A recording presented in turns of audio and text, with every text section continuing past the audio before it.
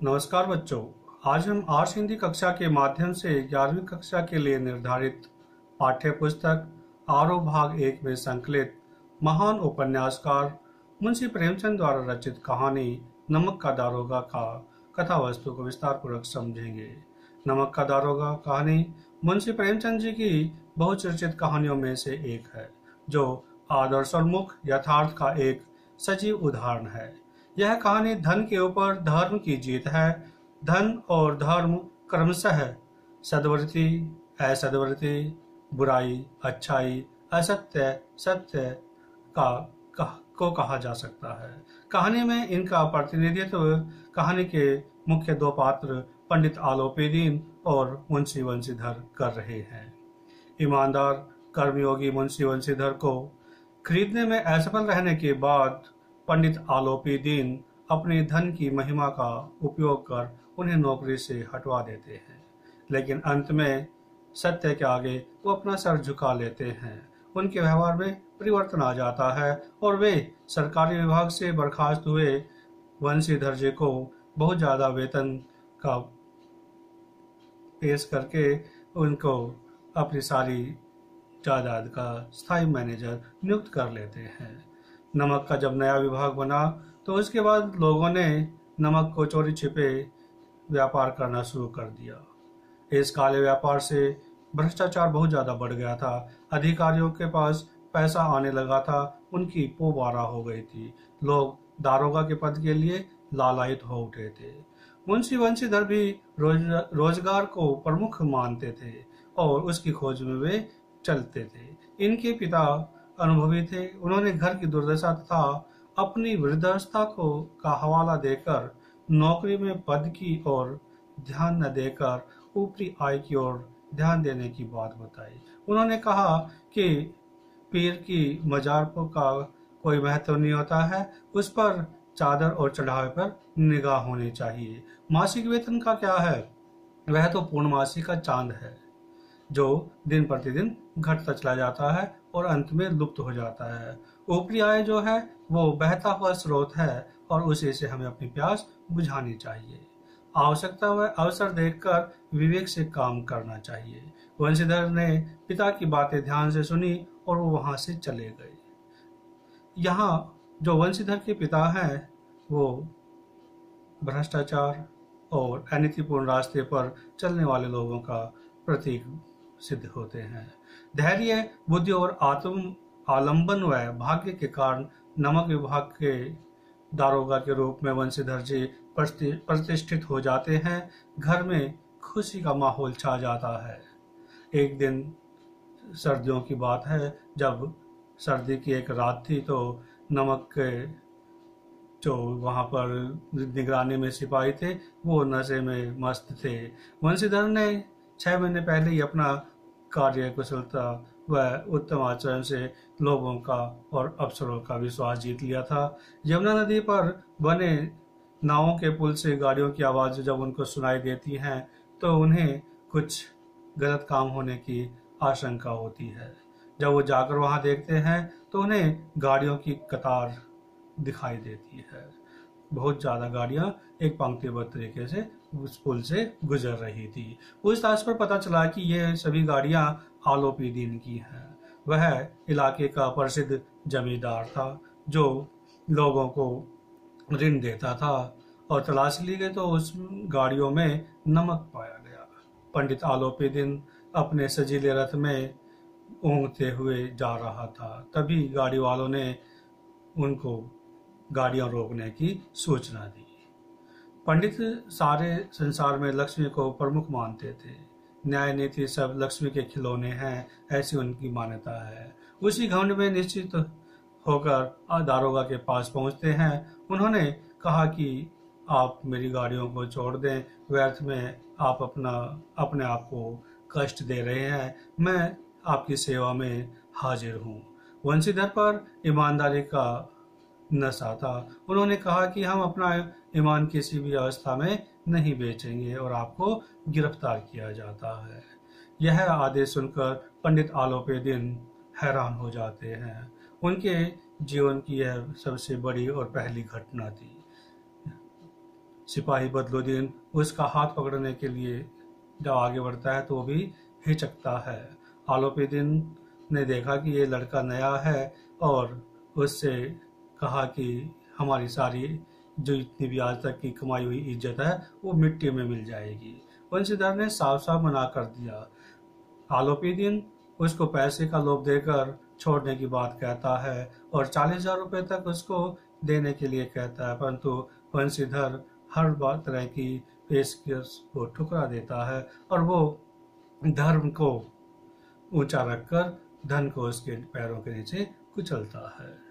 अगली सुबह पूरे समाज में लोगों की जुबान पर एक ही किस्सा था, पंडित आलोपीदीन की गिरफ्तारी का।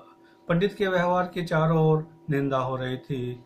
वरिष्ठ व्यक्ति भी उसकी निंदा कर रहे थे। अगले दिन अदालत में बहुत ज्यादा भीड़ थी।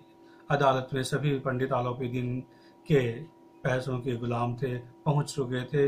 वे उनके पकड़े जाने पर हैरान थे, इसलिए नहीं कि उन्होंने जो काम किया वो गलत है, बल्कि इसलिए कि वो कानून के पंजे में किस प्रकार फंसे, क्योंकि वो तो पैसे के दम पर सब कुछ करने के लिए तैयार थे और सब कुछ करवा लेते थे।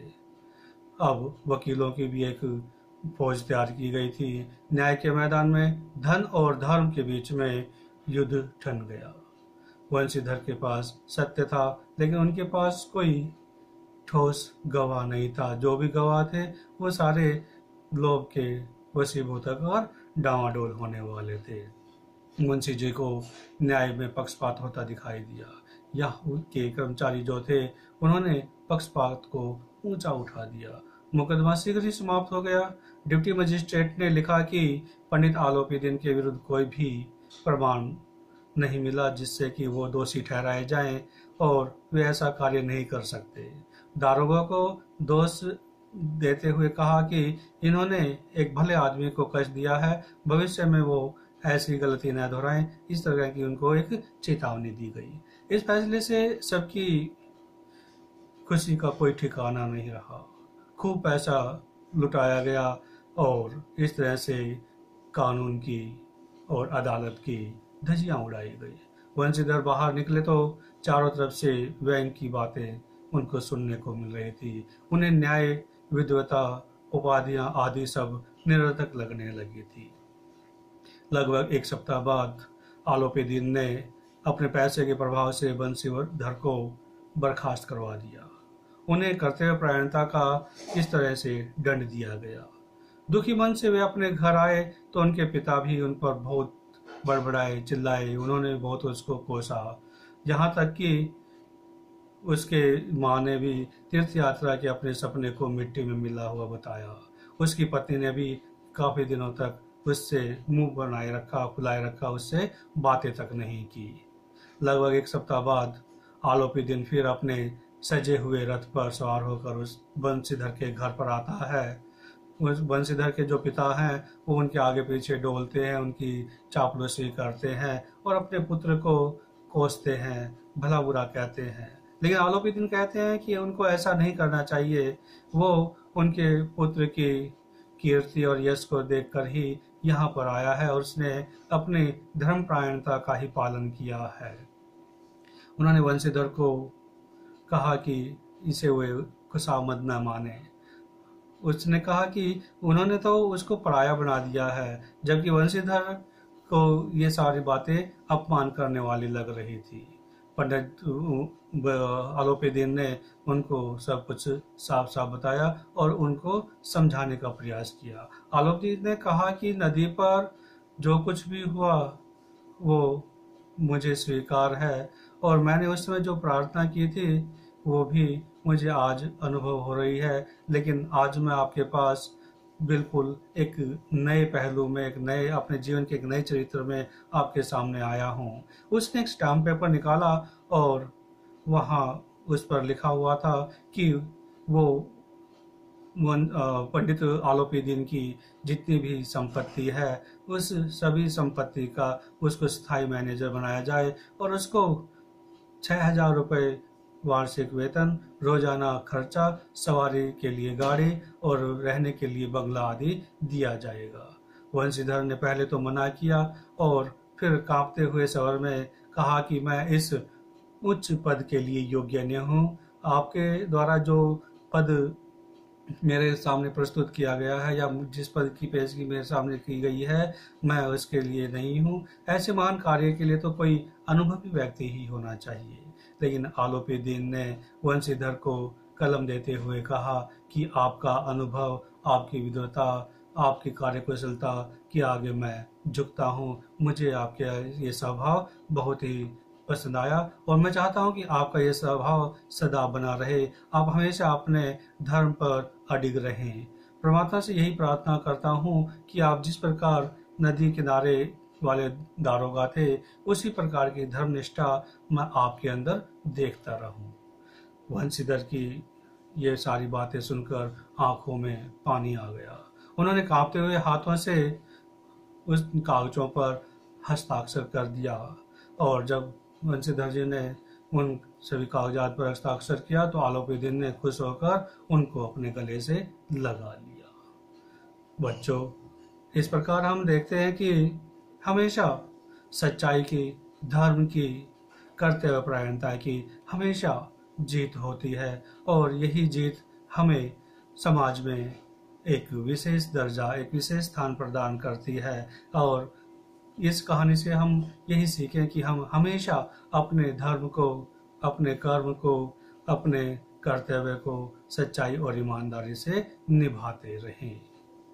बच्चों, अगली जो हमारी वीडियो आएगी उसमें हम नमक का दारोगा कहानी के ही अभ्यास संबंधी प्रश्नों के उत्तर समझेंगे। धन्यवाद।